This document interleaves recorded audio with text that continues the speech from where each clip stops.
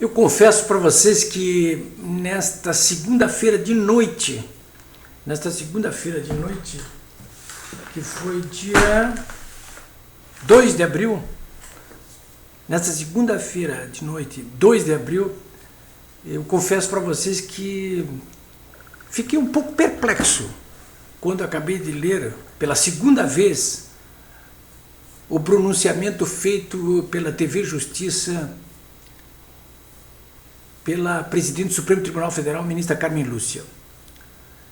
Basicamente, ela faz um apelo por serenidade, ela repete em 3 frases seguidas: serenidade, serenidade, serenidade, vamos ter serenidade, apontando para o julgamento desta quarta-feira do pedido de habeas corpus do réu condenado Lula da Silva.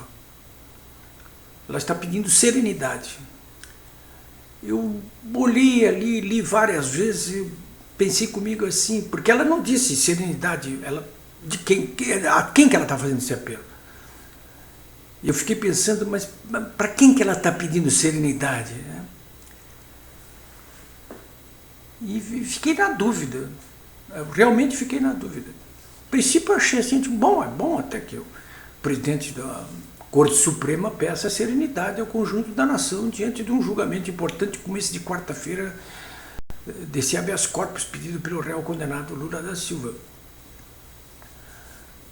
E olha, na mesma hora eu comecei a telefonar para várias pessoas, vários deputados, senadores, juristas, alguns jornalistas amigos meus, e perguntei por WhatsApp primeiro, né? Qual é a leitura que você fez desse pronunciamento da ministra Carmen Lúcia? Olha, queria registrar aqui para vocês uma das respostas que eu recebi, assim, bem humoradas, do criminalista Amadeu Weimar. Né? Dizia: vá se entender a Madre Superiora per secula seculorum, ou seja, pela eternidade. Né? Quase todo mundo com quem eu falei,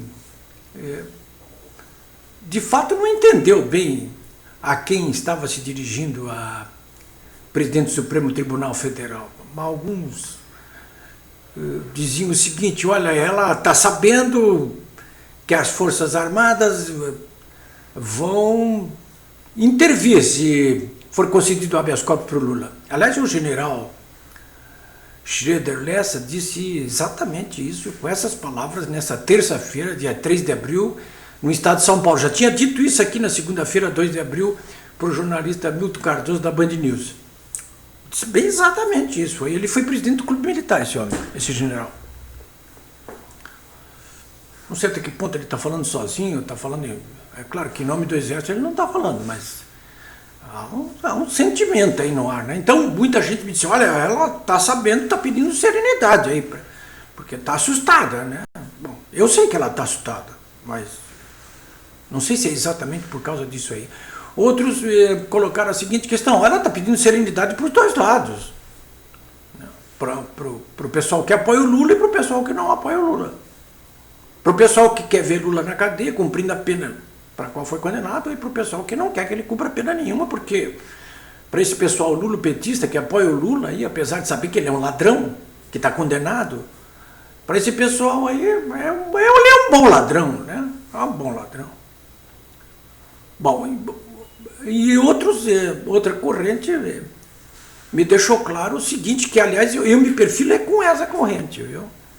Que ela está pedindo serenidade para nós, sabendo de antemão que a maioria dos ministros se inclina por conceder o habeas corpus ao réu condenado Lula da Silva nesta quarta-feira. E nós nos opomos, sim, a essa posição majoritária, com certeza, dos 11 ministros do Supremo Tribunal Federal. A coisa que está mais me surpreendendo, cheguei a escrever sobre isso, é o seguinte: as rãs à procura de um rei, né? Você se lembra dessa fábula do Esopo? As rãs estão pedindo que a Corte Suprema do Brasil cumpra a lei. É isso. Nós todos estamos pressionando o Supremo Tribunal Federal para que ele cumpra a lei. Olha, veja só, a Corte Suprema, que está ali para proteger as leis, está querendo descumprir a lei nesta quarta-feira. Por que razão? Porque ao conceder o habeas corpus ao réu condenado Lula da Silva em segunda instância, ela está violando a própria lei, ou seja, a jurisprudência que foi estabelecida no ano de 2016 e que autoriza a prisão de réu condenado em segunda instância, que é o caso exato do Lula. Nós todos que estamos indo às ruas nessa terça-feira, em todo o Brasil, esses senadores que nesta terça-feira assinaram a carta redigida ali pelo senador Lazier Martins para que a Corte Suprema cumpra a lei, esses promotores, juízes, procuradores, 3.000 deles que entregaram um manifesto pedindo que a Corte Suprema cumpra a lei, olha só, que a Corte Suprema cumpra a lei. Os principais jornais do Brasil, meios de comunicação, as federações das indústrias do sul do Brasil, do Paraná, Santa Catarina e Rio Grande do Sul, esse pessoal nem costuma falar, mas está falando. Está pedindo o quê? Que se cumpra a lei. E não é apenas em relação ao Lula. O problema é que se o Lula receber o habeas corpus, vai abrir uma avenida aí. Dizer, ninguém mais que foi condenado em segunda instância nesse Brasil está obrigado a ficar na cadeia.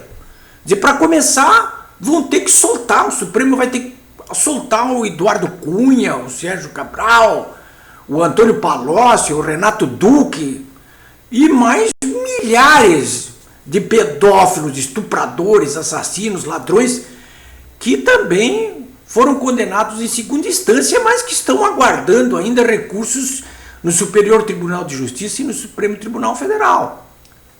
Então, esse Supremo Tribunal Federal vai ter coragem de fazer isso na quarta-feira? Eu acho que vai. Eu acho que vai ter coragem. Então a única alternativa que existe mesmo é da própria população ir para o meio da rua. É ir para a rua. Para que isso aí não vire uma Venezuela, uma gandalha total, tem que ir para a rua, tem que botar bafo quente até a hora do julgamento nessa quarta-feira lá dos ministros do Supremo Tribunal Federal para que não cometam esse desatino. E o senador Pedro Simon, ex-senador Pedro Simon, nesta terça-feira aqui em Porto Alegre, disse assim com muita propriedade numa entrevista, olha, eles vão acender um rastilho de pólvora aí cujas consequências não se sabe quais serão. Eu sei quais as consequências. Né? Eu sei quais as consequências. E eles deviam saber também. Quer dizer, essa gente devia saber também. Mas, pelo jeito, estão querendo correr risco, né? Pois bem. A ministra Carmen Lúcia, quando fez esse pedido de serenidade, estava certamente, não só sabendo do resultado do julgamento de quarta-feira, mas estava preocupada com essas manifestações que ocorreram no Paraná, em Santa Catarina e Rio Grande do Sul, quando esse provocador nato, esse réu condenado Lula da Silva, veio aqui com a turma dele aqui nos provocar aqui no Sul. Ela está preocupada com a resposta. Olha, aquela resposta a essas caravanas provocativas do Lula e do PT aqui é perfume de criança perto do que vai acontecer se o Supremo Tribunal Federal tiver a coragem de afrontar a lei e libertar esse réu condenado. É isso aí, senhores. Eu volto amanhã.